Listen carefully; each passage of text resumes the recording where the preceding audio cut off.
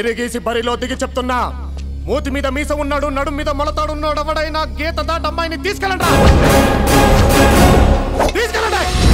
గుర్తించండి రావండి.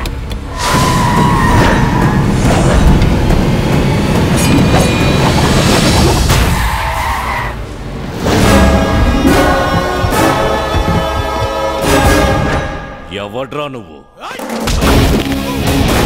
అమ్ములు కాబోయే మొగుణ్ణి, తన్నిక్కడి నుంచి తీసుకెళ్ళడానికి వచ్చిన మగాణ్ణి.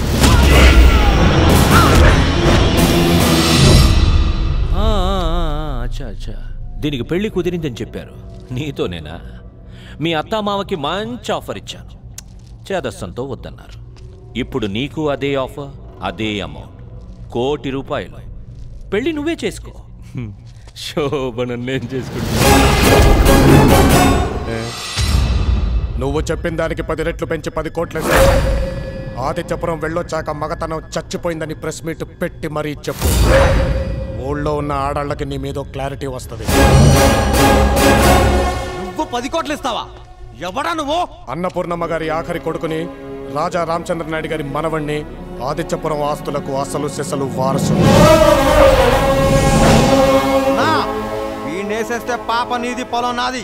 రేయ్, నిన్ను ఎన్ని రకాలుగా చంపాలో అన్ని రకాలుగా చంపుతాను రా. చంపడంలో నాకు ఇష్టం రికార్డు ఉందని మా నాన్న అంటుంటాడు.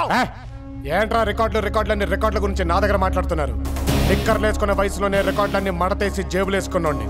నీకు చంపడంలో స్టేట్ రికార్డు ఉంటే నాకు నరకడంలో వరల్డ్ రికార్డు ఉంది. అమ్మ తోడు. వద్దు, అక్కడ దాకా తీసుకురావద్దు.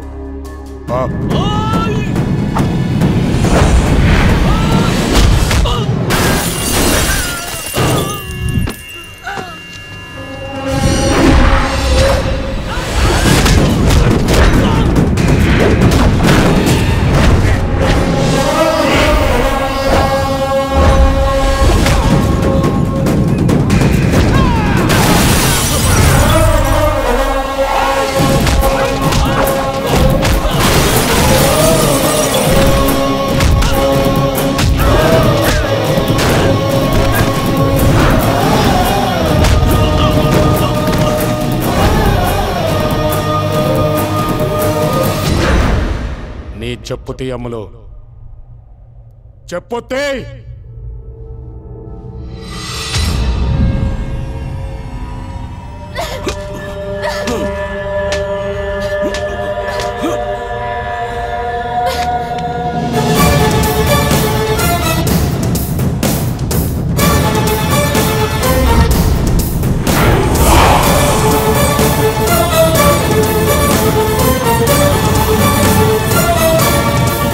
మోజు తీరేదాకా అనుభవించండి.